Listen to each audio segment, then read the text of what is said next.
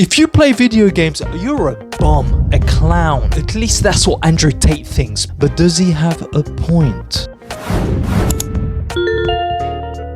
Today we're talking about the top G, Andrew Tate's opinion on video games. I've got a few clips lined up, so let's start with the first one. I said this to Tristan the other day. The reason I don't play video games is not because I'm anti-video games. It's because they look fun as fuck. I see these video game videos and I'm like, that looks bad at what? Grenades. Call of Duty.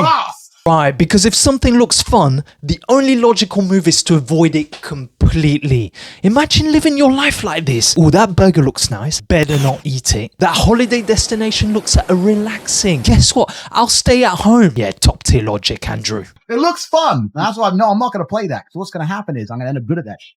I'm me. And I end up spending so many hours becoming good at something and believing that it matters when it doesn't. He's right. That's why I don't play Call of Duty, because I'd be amazing at it. I'd smash the shit out of all these pro players. I'd just waste my time playing. If I want to feel dopamine for being a badass, I'm going to do it the old school hardest way. Bench press.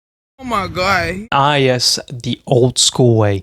Because the only respectable way to feel happiness is through bench presses. If you're not lifting for endorphins, you're doing life wrong, my friend. I find it amazing that people will sit there and spend all their time upgrading that character, making as much money as they can, getting the best guns, getting strong, getting some meeting important people, getting the best car. They'll do all that in a game, but they won't do it in real life. I'm failing at life for thinking that casual gaming session after work should be relaxing. If we're not shooting guns and buying supercars for real, life's just not worth living. Top advice. I don't see why people play the games. They play the games because they're scared of loss, because if you die in the game, you get another chance. If you lose in the game, you get another chance. In life, you get one shot. Bang on. The only reason anyone plays video games is because they're scared of losing in real life. That's why we play games. Gaming ain't really a way to chill after a long day. No.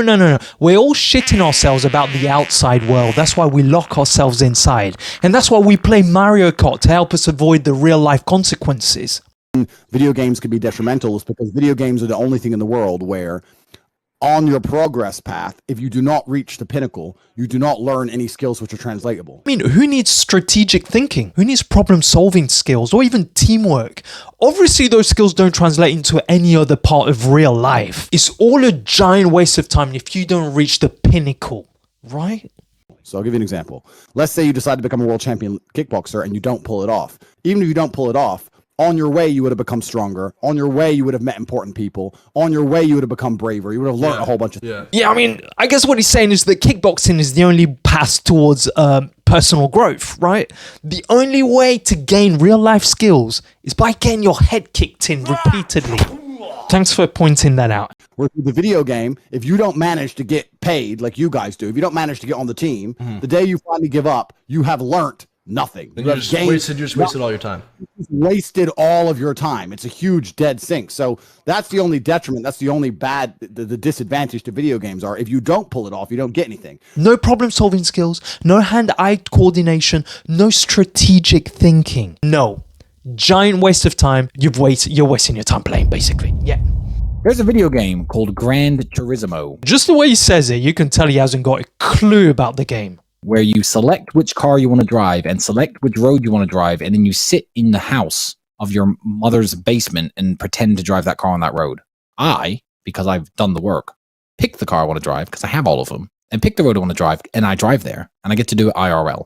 So it's a substitute for real life. Right, let's pause right here. By that logic, watching movies or even reading books is a substitute for real life. I'm sorry, Netflix, I'm gonna have to cancel my subscription because I'll never know what it feels like to be a superhero.